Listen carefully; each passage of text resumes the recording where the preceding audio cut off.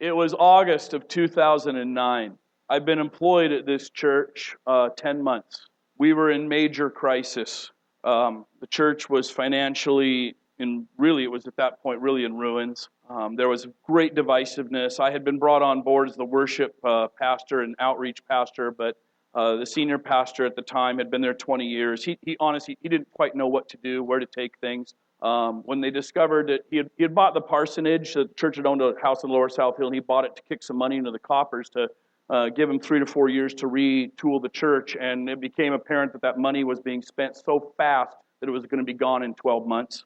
So there was a backlash, and some people wanted him out, and he wasn't sure he wanted to go, and there was a bunch of turmoil against the leadership of the church. It was in disarray. The difficulties were just brutal. Everybody emotionally was frazzled. Everybody was scared. Everybody didn't know what God was doing and why he was doing it this way. In a situation like that, folks are pointing fingers right and left. And we decided there was a whole upheaval at the same moment to try to rescue and salvage the church. A bunch of folks were being laid off that were on the church staff, and we were retooling the bylaws, and we were flipping positions. I was going to become the leader, and he would become the subordinate, and he would last 3 months, and then he would quit and move on to do other things. And it was just a lot of mayhem in that season. And in August, in the middle of August, I got up to preach a sermon. That day I arrived, and I could not speak. I had laryngitis. And on the way to church, I'm like, I don't know what you want us to do, God. I don't really know what you want us to do. We're down here in this decrepit old building in this rotten neighborhood, surrounded by difficulty and hardship, and we're trying our best, and everything we're doing is failing, and all it's doing is creating strife and difficulty and emotional trauma in all of us. What are we doing?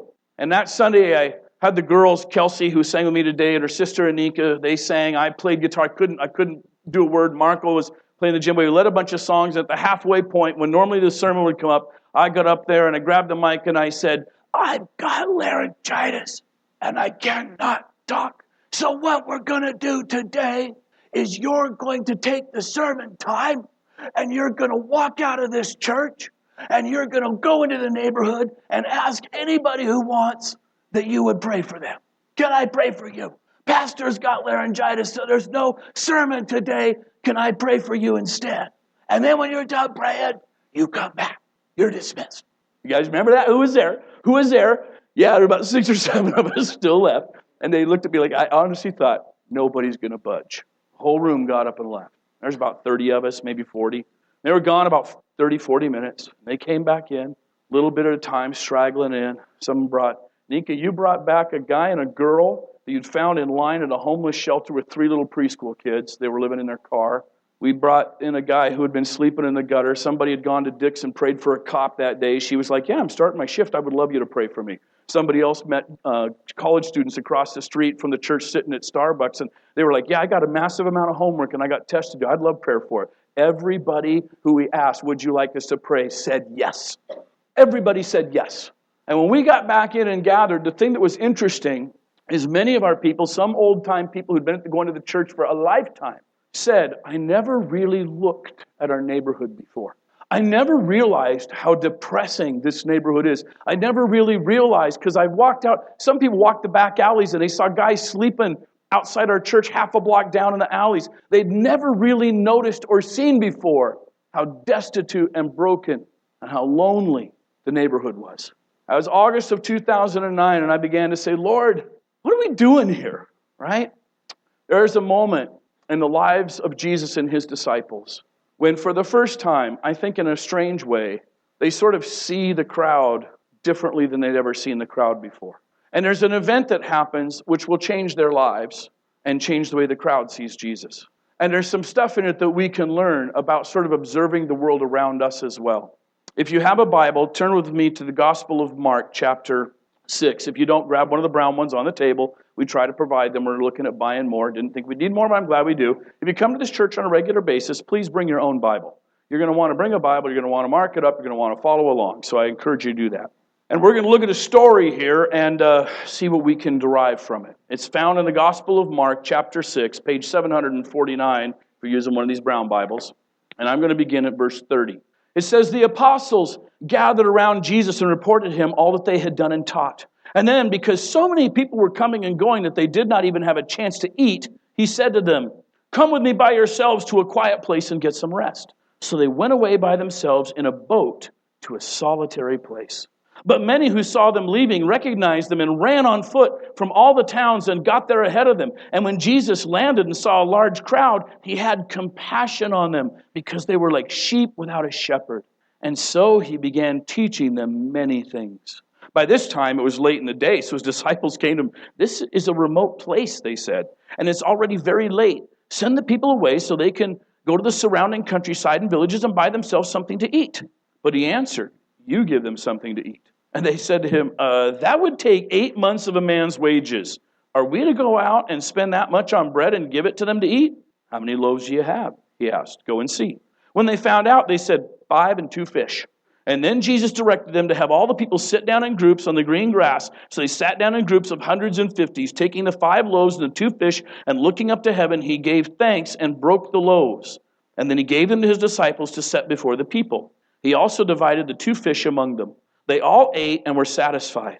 And the disciples picked up 12 basketfuls of broken pieces of bread and fish, and the number of the men who had eaten was 5,000. Let's just pray. Lord, may we take this story of something that you did, and may you show us how this fits our lives and our day and our time. Open our eyes to see, and our ears to hear, and our minds to understand, and our hearts to feel. And then give us, Lord, in our hands and our feet and our mouths, the power to follow. We ask you be here in your name. Amen. It's a crazy, interesting story. The disciples have just actually been sent out by Jesus. He commissioned them to go out, cure the sick, cast demons out of people, and send you out 2 by 2, go out, come back later when you're done with that. So they have now been gone for many days, and they come back and they rendezvous with Jesus, and they're telling him all that they've done. And they've been on the road. And when he told them to go, he said, don't take any provisions. You don't get to take an extra tunic. You're not going to take any packs of food. You are going to go solo because he wanted to get them to dependent on God and see that when they're out there, God will take care of their needs.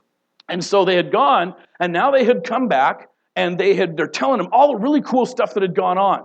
All the people they had had and the conversations and what towns they went to and that sort of thing. And as they're telling Jesus this story, everybody keeps coming out of the area to be where Jesus is. They want to hear Jesus teach. They want to get their mother-in-law cured or not. They want to have different people come. They're bringing them in to get this person healed, get that person who's demonized fixed. And they're just hounding Jesus. So right in the middle of the story, you can imagine it. The disciples are telling their story, and somebody keeps walking up and interrupting, right? And those who are polite are standing there antsy like this and waiting on Jesus. Hurry, hurry, hurry. I got someone here. I need you to heal. So as Jesus starts working with them, and next thing you know, they're lining people up and they're dealing with the sick and all that kind of thing. And the day wears on, and there's no time for them to even stop and eat.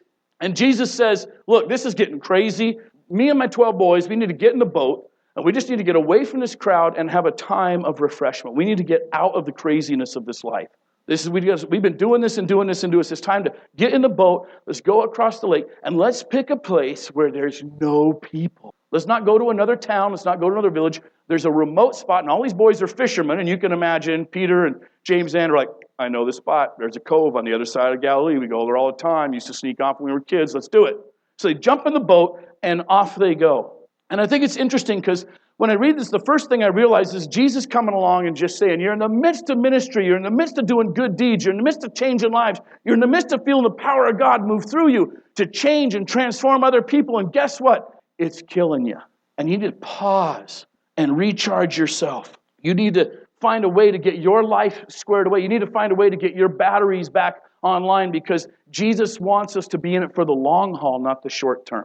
Right? Jesus is like, I'm interested in you for the long haul. So you don't need to burn yourself out. And so he pulls up, and as I was looking at this, I got to admit I'm terrible at this, right? It's terrible. And everything always keeps running. And we're working really hard to try to get some things happening in the cafe and get some stuff going. So, one of our solutions has been, well, let's book some more events because events in the cafe get people here. So I'm here on Saturday morning for 4 hours and getting ready for Spokane Faith and Values, who does an ethics thing, and they had a panel discussion here, right? And this Saturday night's going to be open mic night, and I'm going to be at that again, right?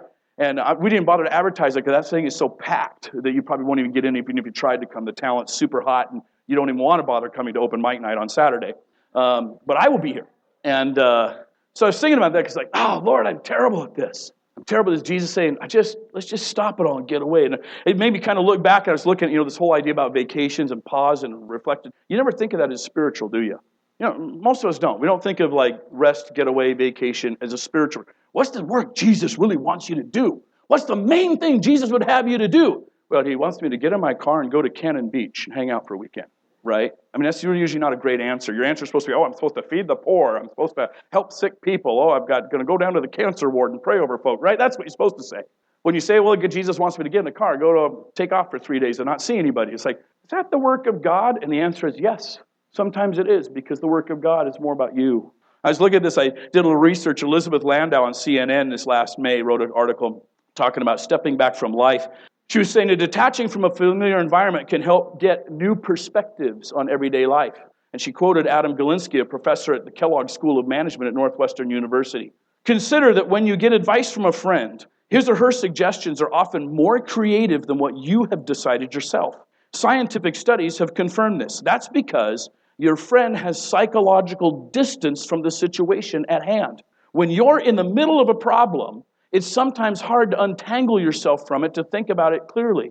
Similarly, many people have epiphanies when they travel because they can view their life back home from a more detached outsider's view. Not just taking time off from work, but actually getting away from where you live is really important, because that's the only way that you can achieve that perspective, Galinsky says. USA Today talked about being on holiday, and Alexander E.M. Hess wrote that the United States is the only developed country in the world without a single legally required paid vacation day or holiday. By law, every country in the European Union has at least 4 work weeks of paid vacation. Austria, which guarantees workers the most time off, has a legal minimum of 22 paid vacation days and 13 paid holidays each year. The average private sector U.S. worker receives 16 paid vacation days and holidays. 1 in 4 Americans does not have a single paid day off. And then the article that I read went on to study productivity and realized Americans are not more productive because of that. In fact, the nations that have more vacation tend to be more productive. Ha ha! What would you think of that? One said about Inc.com decision-making, why you need to take a vacation. A survey commissioned by Sam's Club found that nearly 50% of small business owners take only major holidays off or nothing at all. The result? Exhaustion, poor decision-making, impatience, and illness. Giving yourself a vacation is one of the best things you can do for yourself and possibly your business. Planning time off wisely usually results in the documentation of processes, improved training, finding reliable backup, things that are often left undone. It's also a great exercise in trust and letting go. Practice seeing the positive side of stepping away and book that cruise. One commentary that I read talking about this particular passage said, these words of Jesus, let's get away, are both a prescription for the immediate need of the disciples returning from a tour and a word for all lives at all times. Notice first that it was a physical prescription. Rest in a quiet place to regain depleted physical and nervous strength. They needed physical rest away from the push of a milling crowd so that the physical basis of life could be conserved. The watchful care of health and strength is a primary religious duty. When we fail to take care of that, we actually sin against God.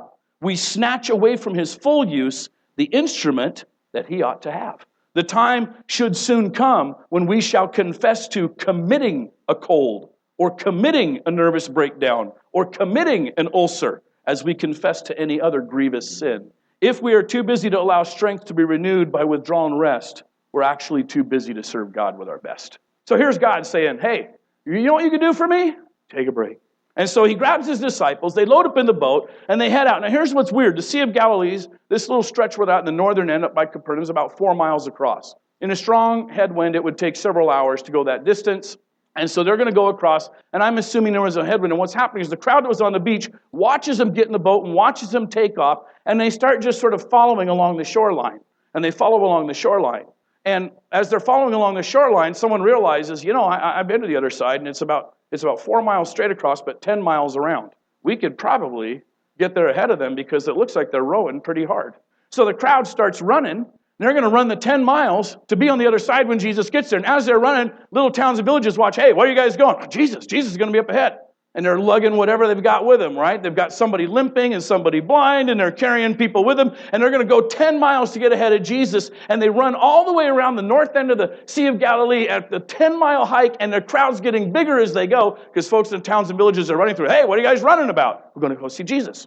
So when Jesus and the disciples finally make it to the other side, they step out of the boat, and guess who's there? The very people they wanted to get away from. Jesus needs to read the book Boundaries. Right? Those psychologists could teach him something, right? So he gets out of the book, he gets out, and he has compassion on them. And like, that's Jesus is so cool. That is so not my reaction. I am so not Jesus. I'd be like, you stinking rotten bunch of, you know. I mean, we needed this rest. We're here to get away from you, you know. But when Jesus steps out of the boat, he doesn't have any of that reaction. When Jesus looks out and sees this crowd that has ran the 10 miles to get ahead of him at the landing spot, and the spot they're picking isn't a town, there's nothing nearby. It means they were watching from the shoreline to see where the boat was and following and seeing where it was and kept moving and kept moving. They watched the boats go the whole way across until they could figure out the landing space and be there when Jesus landed. And Jesus looks up and he has compassion on them. And this is the thing about Jesus. I'm convinced he never saw a crowd. He only saw individuals. I don't care how many thousands of people there were. When Jesus looked at him, he never saw the mob. He would look over and say, oh, that's Mary. Yeah, she was abused as a child. She doesn't know that I know that about her. Oh, that's John. Yeah, his dad was rough. His dad was an alcoholic, and he's been managing the farm ever since he was 12 years old. Nobody knows that. No, there's Bob. When he looked, he saw it, and he knew all their stories. He knew their pain and their heartache. He knew what was broken inside him. He knew all that had happened in each of their lives individually. And I think he looked and he just saw the longing and the pleading and the hopelessness that was on their faces. These are people who had quit, like they'd walked out on their job, whatever they're supposed to be doing. They're like, Jesus is here, we're quitting everything, we're dropping everything, and we're going to stink and run 10 miles around the north end of Galilee to catch Jesus in the middle of nowhere because we are so desperate for one single ray of hope in our lives. And Jesus saw that. Instead of saying, well, you bunch of duds, go home, get a job. He has compassion on their pain, their suffering, their anguish that would compel them to do that. And he sees all their stories and he looks at them. It says that, the text says that he sees them and they're like sheep without a shepherd, right? And sheep. So they got no claws. They don't have big teeth. They can't bite anything. They've got short little stubby legs so they can't run fast. It's like, if ever there was an animal that was meant to be domesticated, protected by human beings, it's sheep. At least a goat can climb, right? At least a goat can get away. A sheep is like, you can't get away, you can't bite anything, you can't run fast. Oh my gosh, right? And from what I understand, they're not particularly smart, so they need guidance. Like where the pastures are, they need to be led to them. How to get back home from the pasture, they need to be led on that too. So like Jesus sees them as, you are like defenseless, hopeless, helpless. You need a guide to take you to where sustenance is. You need a guide to get you rest. You need a guide to help you find your way back home. You need a protector because you can't defend yourself from anything. And when he sees these people, he goes, that's the way your life is. Your whole life, you need protection and you need care. You don't know how to get yourself to places of rest. You don't know how to get yourself to places of refreshment. You don't know how to find water. You don't know how to do anything to survive. And no one's helping. And his compassion goes out of him. And so he sits down, and I like this. I was like, he sits down, and I'm like, what does he do? In the last part of verse 34, he says, so he began teaching them many things. 5,000 men, so I'm thinking the crowd's probably in the 12,000 range. Maybe some kids are there, certainly women are there. 10 to 12,000 range, maybe more. Thousands of people gathered. They're in the middle of nowhere, because that's where he was trying to get. He has them all sit down and says, okay, so let me teach you some stuff. What is Jesus teaching them? What is it they need to hear? Of all the things he could have done, not, well, okay, bring your sick up, I'll heal some more. I got a little left in me. Whew, let's do it. He doesn't do that. I think what Jesus does, he sits them down and he says, you have lost sight that life has meaning and purpose and that there's a hope. You no longer know that there's a God who's looking out for you. You no longer realize that there's a Lord in heaven whose purpose and meaning for your life is so much bigger than what you are doing, that you're lost and you're scared and you're hopeless and you're helpless. And I think he starts teaching them hope. I think he starts teaching them that their Father in heaven is aware of their situation. I think he starts teaching them about who this God is, that they think they know, but they don't. I think what he's doing is he's trying to tell them, you've run this far to hear me, and what I have to say to you is God loves you, and he's aware of who you are, and there's meaning and hope and purpose, and you don't have to quit and give up. I think that's what he begins teaching. That's what I think he starts saying, and I take that from what he says for the rest of the Gospels and throughout the New Testament. It was funny because here's this group of people. I don't know how the disciples responded to this. I wonder what they did, right? They're like, oh, great, here we are. I was already tired. I'd been gone for weeks. I get back here. Crowd was so busy we didn't even get anything to eat. I've just rowed across the lake 4 miles in a strong headwind. These fools are all here ahead of us. And when Jesus starts teaching, they're like, what are you going to do? And, Bartholomew's like, I'm taking a nap, Philip. I'm done, right? I'm just going to lay here for a little bit. And it'll just let Jesus do his thing. And it goes on and on and on. And it'll say, evening now. And finally, we'll know from the Gospel of John, it's Philip who kind of goes up to Jesus and says, Jesus, it's late. We've been at it all day long. And I think he kind of hints, if you remember, we didn't get anything to eat back on the other side of the lake, and we're still, needing something to eat. And so he says to them, he said, you need to send them away, Jesus. We're out here in the middle of nowhere. There's nothing around us. There's no town, there's no village, there's nothing here. Tell the people, they're strong enough they can hike this 10 miles. They got it in them. Have them go to the little towns, go buy bread, go buy a place, find a lodging, have them stay for the night. Let's just shoo them away because the night is over and we'll do the thing that we need to do. And so they give this word to Jesus. They're like, this is a remote place, they said, and it's already very late. So send the people away so they can go to the surrounding countryside and villages and buy themselves something to eat. But he answered, you give them something to eat. It's like, here's the disciples, and they see these people. And they see Jesus' reaction to the people. Jesus loves them. Jesus is caring. Jesus has compassion for them. I find them personally irritating, but Jesus loves them. Right? And they're seeing this. And then finally they go, Lord, I know you love them. But right now, what they probably need is something to eat. So just send them away so they can get it. And Jesus turns to them and he says, you see the problem, you see the need, you see the issue. You're actually aware with compassion the pain that they have and the suffering they have, so do something about it. The disciples are like, what? And he says, give them something to eat. And they're looking at it. There are like 10,000 people. And I love this thing. They said to him, well, that would take 8 months of a man's wage. What they really say is 200 denarii. So it's about today's economy, $16,000 to $18,000. And in all four gospel writers have this story. So it's an important story. Because they don't always include all the stories that happened to Jesus, but all four of them have this story. And in some of the others, one of the statements that they make is they say, if we spent all of the money we have, which is the 200 denarii or the 8 months' wages or the $16,000, it wouldn't even buy enough for everyone to have a meal. And so we're assuming that's how much money they have in their own personal coffers for the ministry, right? If we spent all the money we had for the entire ministry we're trying to do, all of the expenses, we spent the whole wad of what we've saved up, it wouldn't even buy enough for everyone here to even have a meal. They would each get one mouthful. And so Jesus says, okay, well, what do you have? How many loaves do you have? And it says when they found out, they said 5 and 2 fish. The Gospel of John actually gives us a good detail on this. Go to the Gospel of John, chapter 6, when the same story is being told. The Gospel of John, chapter 6. I love this. It's in John chapter 6, it says, and I'm going to look at verse 8. John chapter 6, verse 8. Exact same story is going on, a little more detail. It says, another of his disciples, Andrew, Simon Peter's brother, spoke up. Well, here's a boy with 5 small barley loaves and 2 small fish. But how far will they go among so many? I'll read this verse and I know that's how Andrew's the dumb one, right? Here's what gets me. Jesus says to his 12 disciples, well, how much have you got? In Mark, it just says, well, they came up with 5 loaves and 2 fish. John gives us the detail. They didn't even have that.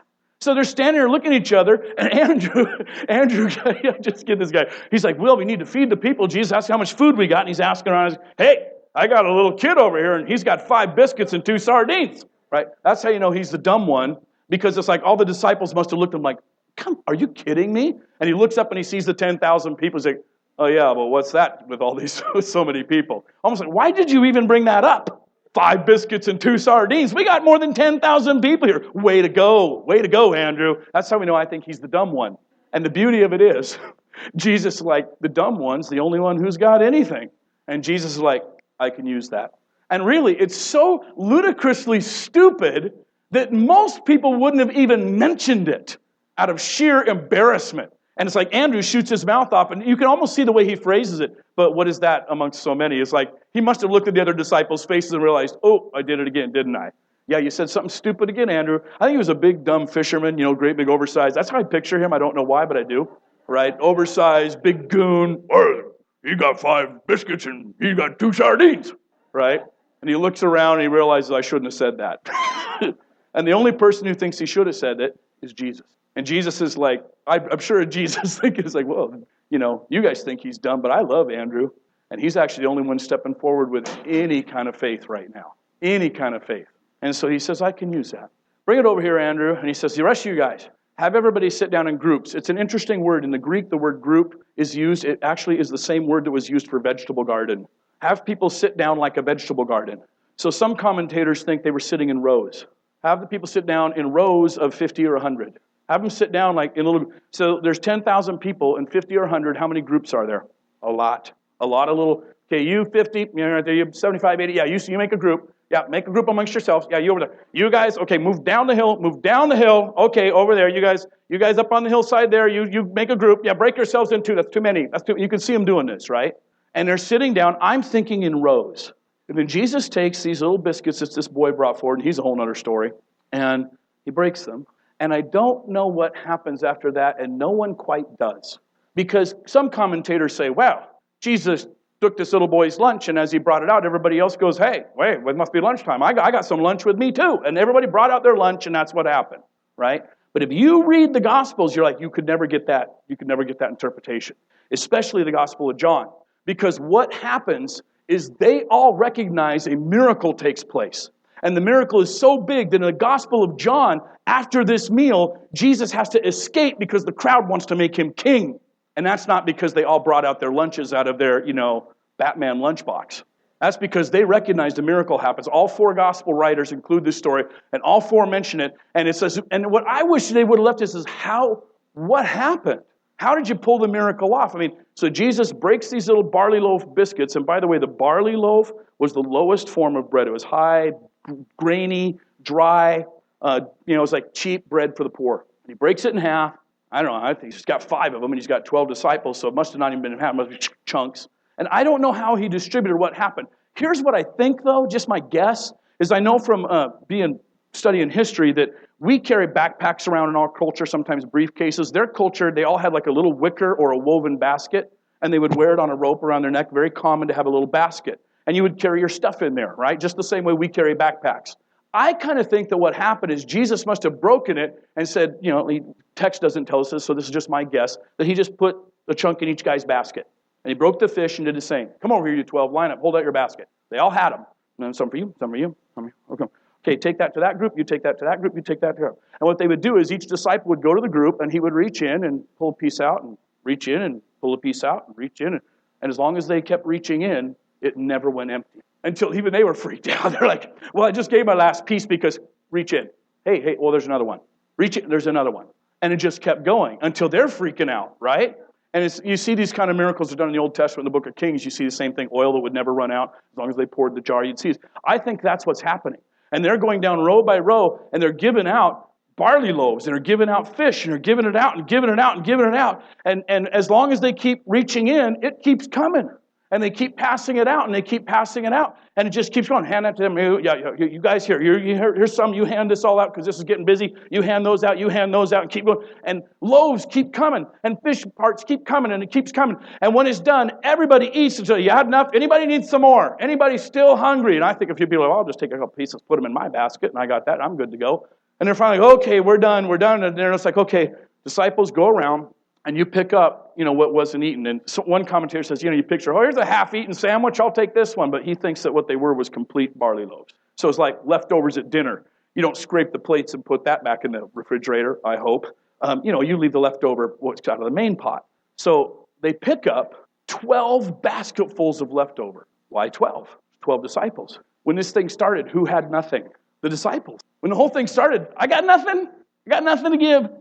I've been gone. Remember, Jesus, you sent us out 2 by 2, told us to take nothing. We've been gone for several weeks. We've had nothing the whole time. I've come back. We still had nothing. We didn't have anything to eat when we were over there. Came over here. You told us to ask what we had. Guess what? We had nothing. The little boy there, though, he had 5 loaves and 2 sardines. We took his biscuits and sardines, and I had nothing when we started, and now my basket is full. Sometimes serving Jesus is like that. Sometimes he's like, I know you feel like you got nothing. I know you feel empty. I know you feel drained. But you let me start moving.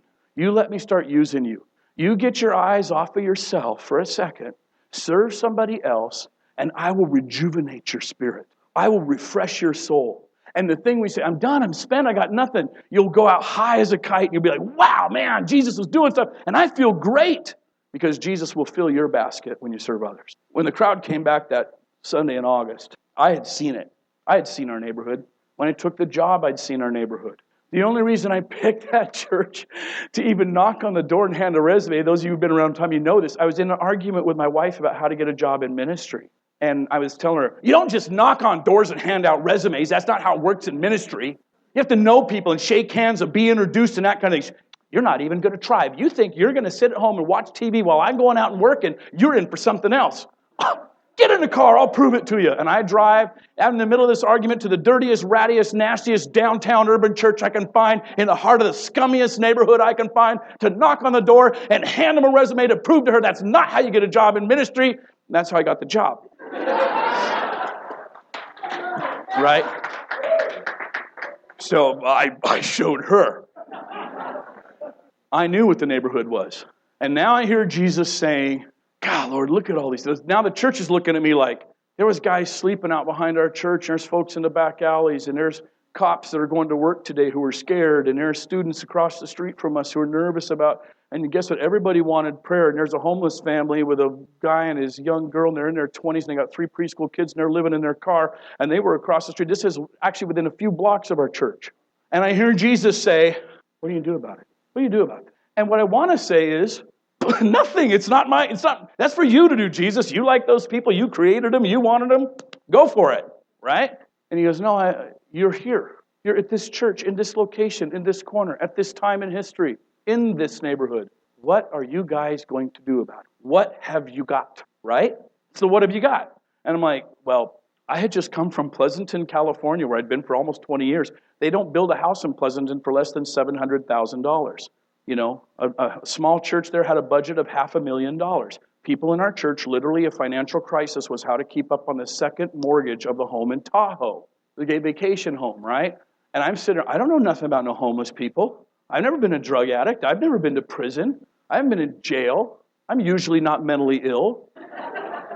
You know, what am I supposed to, I don't know anything about these people. I know nothing about this culture. I don't have my degree in psychology. I'm not a social worker. I don't know what to do about this. And I keep hearing Jesus say, well, what have you got?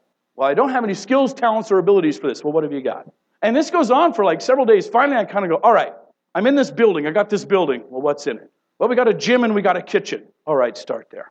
And I think it was the second Monday night in September. We made a big vat of chili and we made sheets of cornbread. And this was going to be my start. I guess I'll just invite a bunch of these derelicts into the church and we'll get to know them and I'll talk to them a little bit and they'll tell me how we can help them. I don't know what else to do. Oh, we also one other thing. We had failed to have a children's ministry. We spent $5,000 trying to build a children's ministry. We recruited teams and we got a big TV so that we could have CDs play and have great kids music and that kind of thing going. And after 5 months, we had 2 kids coming. But now I say, well, I got the gym and the gym's got a TV. Well, all right, I'll invite some homeless in and we'll watch Monday Night Football together on the children's TV since the children aren't using it anyway. And we got a kitchen. It's not a great one, but it's a kitchen. And we can't make a lot there, but we can make vats of chili. And we got a rotten old oven that was probably 1936, and we could do sheets of cornbread in the oven. So Tanya makes sheets of cornbread. We make a big vat of our homemade chili recipe, big vat. And I go out, and I make a little tiny flyer that says, come on down and watch Monday Night Football with me at the church. And it had 3 rules. Don't come high or drunk. Be polite. Don't ask for money. And I walked around the neighborhood. Hey, you want to come down and watch Monday Night Football in that church over there? Hey, you want to come up? What are you doing tonight? Nothing? Just standing on the corner? Hey, come on down to the church and we're going to, watch football. Come on down. I got free food for you. Now, first night we had 35 people. 35 people kind of wander in like this and looking around. They shuffle in and they like peek, is it safe? And they come in, they sit, we watch a little football. That was the kind of thing. I learned a lot about carnival rides that night from a guy who used to work in the carnivals, right? I mean, I'm just talking, I'm like, I don't know anything about these people, what's going on, so we'll just have a conversation. And I learned about carnival rides that most carnival workers won't ride the rides. So I'll just give that little piece of wisdom to you. That's what I learned that night. And we're making sheets of cornbread. And during commercials, I would mute the TV and I'd give away hats, coats, and gloves by asking trivia question, right? Hey, what's the state bird of Washington? This guy wins a hat, right? There you go. It'd be that kind of thing. And I had a bunch of, a guy in our church worked for cat, so he gave me a bunch of cat hats and gloves. And I gave away stuff. And we had fun, and that's what the first night was. And within a month, 150 people were coming every Monday night.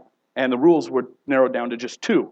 Remember, it was don't be high or drunk, be polite, don't ask for money. Now we just had be polite, don't ask for money. We couldn't keep the first rule, right?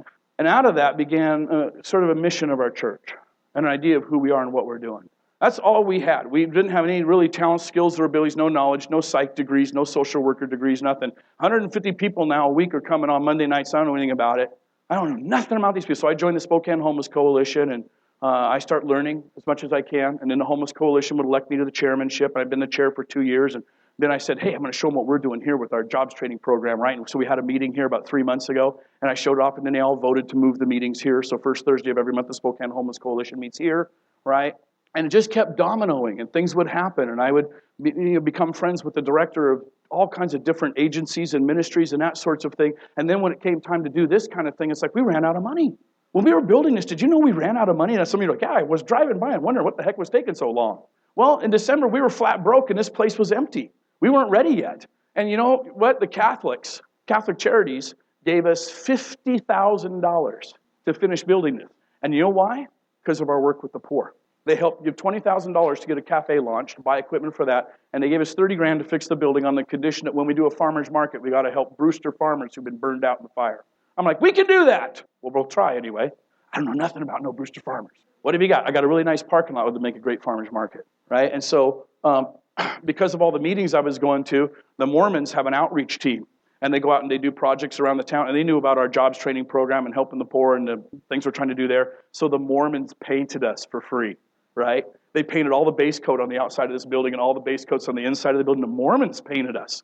And then all the detail painting you see, the salmon and the teal and the black, some church people did it. The bulk of it was done by guys from the Dream Center, ex-drug addicts who were living in a kind of, I don't know what to call it. It's a a discipleship group where they all live together. Like they lived together for 18 months. And because of my jobs with the Homeless Coalition, I knew some of those guys, and they would help us out. And so they would come up here every Tuesday, and they'd bring a team of 15, 20 guys, and they would paint us. And so it's Jesus saying, when it's done, you're going to need your basket filled. And I got some stuff that's going to fill your basket. But where it starts is, what have you got? Somebody should do something about these people, Jesus. These people need help. These people are broken. These people are tired. These people are hungry. These people are lost. These people are discouraged. These people are without hope. Jesus, somebody should do something. He's like, yeah, what have you got? I got a beat-up old gym, and I got a 1936 oven. We can use that. What is it in your life Jesus can use? When you see people and you say, somebody should do something, Jesus would turn to you and say, what have you got? And I guarantee you might be the dumb one. I don't know. You might be the dumb one. And you say, I got 5 biscuits and 2 sardines. But I guarantee you, no matter what you say, Jesus is going to have an answer for you, and the answer is going to be, let's pray. All right, Jesus, here we are. And all of us got something. And some of us need an inventory of what we have.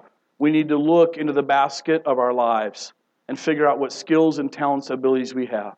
And when you say, what have you got? We want to be able to answer you faithfully and truthfully. Well, Lord, I've got this skill. I have this talent. I have this ability. I have this time. I have this money. And listen to you then as you guide us on what you want us to do next. To help a world that is hopeless and helpless and lost and broken. A world that is sheep without a shepherd. Teach us how to guide them to you. And let us give of ourselves to you, Jesus, so that in return we know that the moment will come when you will fill our baskets. You will fill our lives and replenish us with the things that are already gone. And so, Lord, over the next week, over the next month, haunt us with the question, what have you got? Haunt us with that when we lie down at night, when we wake up in the morning, when we're in conversation at work, when anything else. Haunt us with that when we're driving in the car until finally we can give you an answer. We can say, well, Lord, this is what I got. And then direct us and guide us, Lord, on how to use it for your kingdom's glory. This we ask in your holy name. Amen. Coffee shop will be open a little while longer. We need you. Buy a raffle ticket today and hang out, make a friend, say hi, shake a hand. Don't feel you got to dash off. Thanks for coming.